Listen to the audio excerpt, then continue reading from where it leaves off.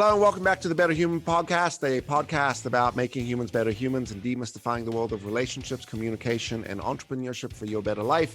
Today, we're joined by the one and only Howard Chang. Howard Chang is the CEO of the Turn Lab, a consultancy-led marketing technology company based out of Toronto.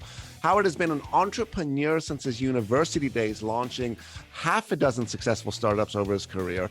And currently at the Turn Lab, he is leading a team of 55 people, which uses research, strategy, marketing, and technology to help business leaders solve the most pressing challenges in what is called hashtag turn the tide and win in the marketplace. Howard, it is very exciting to have you on the show today. We're going to talk lots. We're going to talk your story. We're going to talk your experience, and you're going to drop some of your bombs. Howard, welcome to the show. Greg, thanks for having me. I'm excited. Tell me, you're in the world of marketing. What's happening next? What's happening in your world? Well, there's a lot going on right now, but I will tell you the main shift that's happening right now in marketing is the shift from agency to consultancy. So I had a very successful, what I would call integrated ad agency for 25 years. And I made the decision back in 2017 to shut it down because I didn't see the future in that traditional model. I looked at the Deloittes and the PwCs and the Accentures.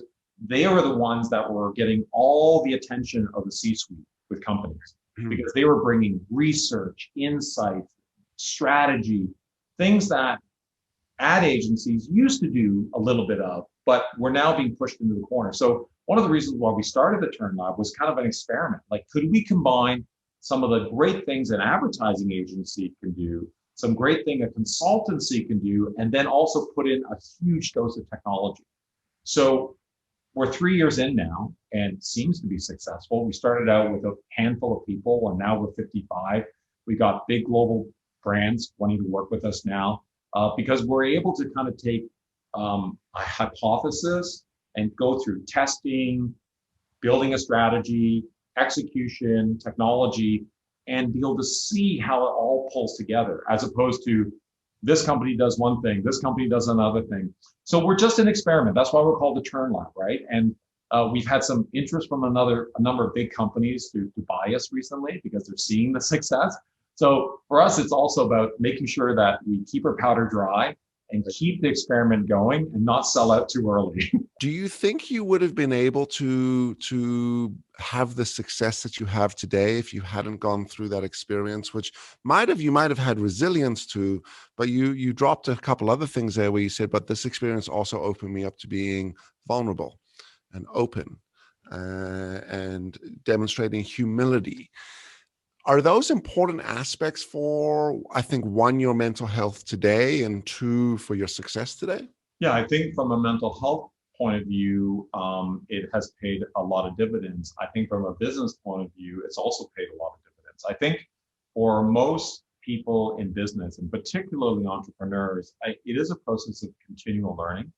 And the people that really struggle are the know-it-alls, right? The people that feel they know it all, so they don't want to ask for help. They don't ask the right questions to the right people. I think what my perceived failure in bankruptcy is, it taught me I didn't know it all.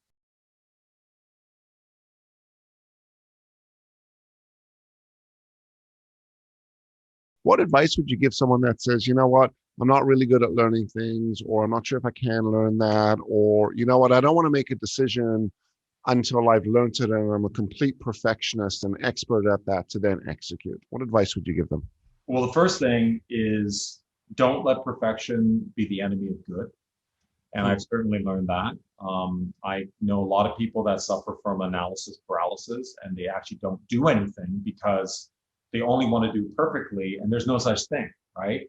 So I think good is often good enough, right? And so I would say, you don't need to be obsessed with learning everything about something. What you should do is investigate enough that you know if this is something you want to invest further in. And once you're willing to invest further in, there's many ways to learn. I happen to be an avid reader, so I learn by reading. Others learn by watching, observing. Hey, you want to be a photographer? Just volunteer for free to help on a shoot. Look, I'll just bring you coffee. But while you're bringing coffee, just watch what's going on. Oh, Wonder why they put the lighting at 45 degrees angles there. Oh, I wonder why he uses two cameras and two lenses. So these are things that you can learn by observing. So I think there's a lot of ways to learn. And life is for learning, right? So it's really about figuring out the right way for you. What's how do you or what's your thoughts in how to build the next generation of leaders? You know, what we've learned over the years, because we are so focused on recruiting great people and talent is so important in business, what we learned is our practice in the past has been recruiting the best people we know. Mhm. And that's incredibly limited, right? Because if you go on your LinkedIn profile, you'll probably see that a lot of the people on your LinkedIn profile look like you, have similar experiences to you. We connect with people that we're similar to. Mhm. And what that does is it creates it's kind of like social media. It curates the content for you. And what we've learned working with great organizations like the Black Professional Tech Network is in order to recruit the best talent, period, not the best talent we know, we need to actually go beyond our network. We actually need to proactively reach out to get more diversity and inclusion and belonging baked into our HR practices. How do we reach out to people that we may not necessarily connect with? So I would say that in general, the Turn Lab has a pretty diverse employee makeup. But I would also say that we have a ways to go as well. So we keep working on that. We keep looking at, why aren't there Black programmers applying for these jobs? Right. Is it because they go to the listing, they look at a LinkedIn profile and goes, I don't see any Black programmers working for these guys. And why aren't we getting Asian account executives as an example? So we're trying to figure all that out by looking at who can we reach out to, organizations, LinkedIn groups that we reach out to and say, hey, listen, we're putting our hand up here. We're interested in the best talent, period. Right. We're not going to filter other than with that point of view.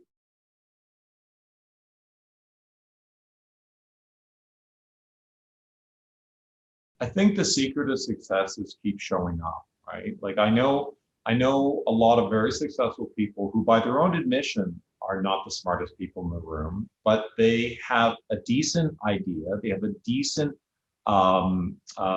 intelligence, but they keep working at it, right? And keep working at it and not willing to step back too quickly and Right. to keep at it. And I think that also is a key element of success, which is that perseverance. Well, you're the definition, man, of success. If you look at like your story around being the athlete, as you said, 400 races, but only maybe won 9 of them. And, the continual effort to keep pushing forward for excellence and to keep participating. I think in some regards, maybe that is the key to success, which isn't the outcome, but it's the willingness to keep competing, to keep getting up, to keep going, to keep fighting, to keep doing it better tomorrow.